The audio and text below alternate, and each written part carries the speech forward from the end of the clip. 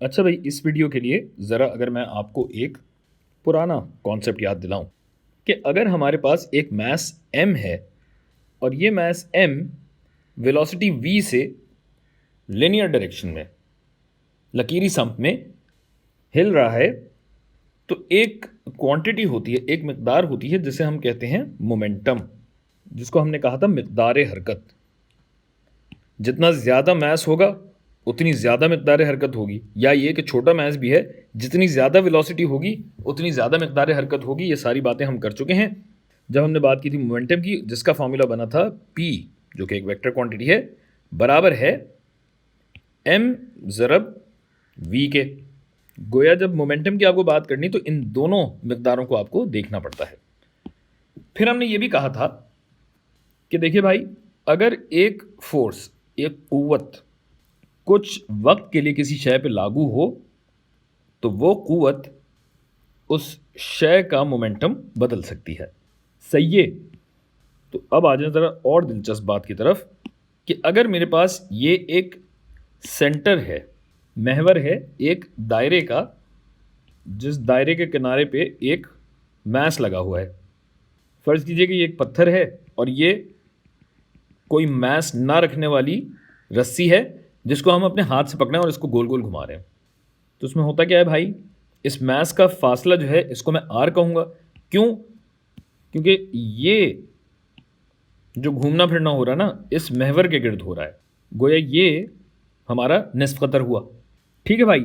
तो अगर कोई चीज़ हिल रही है तो वो मोमेंटम रखती होगी, यानी अगर किसी चीज़ का मैस है और कोई वो स्पीड रखती है तो वो शय मोमेंटम रखती होगी। इसी तरीके से अगर यही मोशन, अगर यही हरकत एक दायरे की शक्ल में हो रही हो तो मोमेंटम को क्या कहेंगे हम? ऐसी सूरत में जो मोमेंटम निकलता है उसको हम कहते हैं एंगुलर मोमेंटम, जावियाती मोमेंटम। ठीक है भाई। जावियाती मोमेंटम जो है उसको एल से पुकारा जाता है। क्यों पुकारा जाता है ये हमें नहीं पता। ठीक है भाई। और ये कहा जाता है कि देखिए, मैस जो है किसी डायरेक्शन में वेलोसिटी रखता होगा ना, तो अगर ये शय दायरे में जाना चाहती है तो ये वेलोसिटी जो है ये टेंजेंशियल वेलोसिटी होगी। गोया ये वेलोसिटी मुसलसल इस निस्फ कतर के परपेंडिकुलर रहेगी। ठीक है भाई। तो इस हिसाब से एंगुलर मोमेंटम क्या बनना चाहिए? एंगुलर मोमेंटम भी होना चाहिए m ज़रब v, लेकिन v कौन सी? ये टेंजेंशियल वेलोसिटी, और साथ में हमें इसे ज़रब देना होता है इस निस्फ कतर से। ठीक है भाई। अच्छा, अब जिस तरह मोमेंटम के लिए फोर्स एक दौरानिये के लिए लगाई जाती है, अच्छा भाई, जिस तरह मोमेंटम बदलने के लिए फोर्स हमें एक दौरानिये के लिए लगानी होगी, तो इसी तरह एंगुलर मोमेंटम अगर हमें बदलना है तो हमें रोटेशनल इफेक्ट चाहिए होगा, जिसको हम क्या कहते हैं? हम कहते हैं इसे टॉर्क, जिसका सिंबल मैंने पहले बना दिया। सिंबल ये होता है। ठीक है। अब अगर मैं कहता हूं कि भाई ये टॉर्क जो है ना, इस टॉर्क को अगर मैं ज़ीरो कर दूं, तो भाई टॉर्क अगर सिफर हो रहा है तो ये जो हमारे पास एंगुलर मोमेंटम है इसमें कोई तब्दीली नहीं आ रही होगी। ये कहता है नो डेल्टा एल। गोया ये एल कांस्टेंट हुआ। ठीक है भाई। फार्मूला आपके सामने है, m ज़रब टेंजेंशियल वेलोसिटी ज़रब डिस्टेंस। तो इसमें मैं ये कह रहा हूं कि भाई अगर मैं ये चाहता हूं कि ये डिस्टेंस कम हो तो उसके लिए क्या होगा कि मैस तो कांस्टेंट है, तो मैस में तो कोई तब्दीली नहीं आ सकती। अगर मैं चाहता हूं कि डिस्टेंस कम या ज़्यादा हो तो मेरी टेंजेंशियल वेलोसिटी है वो मुझे बढ़ानी या कम करना पड़ेगी। या इसी चीज़ को दूसरी नज़र से भी देख लीजिए कि जब मैं रेडियस कम करूंगा तो ये टेंजेंशियल वेलोसिटी बढ़ेगी और इसका उलट भी होगा।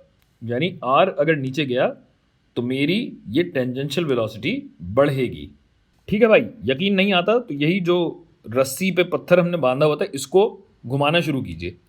घुमाते घुमाते अगर आप एक पॉइंट पे टॉर्क लगाना बंद कर देंगे तो क्या होगा? मोमेंटम जो चल रहा था वही चलेगा, लेकिन वो मोमेंटम चलने के लिए क्या होगा कि या तो वेलोसिटी कम हो जिसके लिए रेडियस आपको बढ़ाना पड़ेगा, या फिर यह है कि वेलोसिटी ज़्यादा हो जिसके लिए आपको रेडियस कम करना पड़ेगा।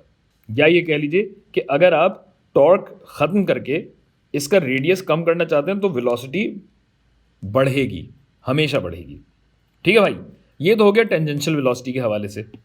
लेकिन जब हम चीज़ों की रोटेशन, गर्दिश की अगर हम बात करते हैं तो हम एक और मकदार की बात किया करते हैं जो कि आप अच्छे तरीके से जानते हैं, पहचानते हैं।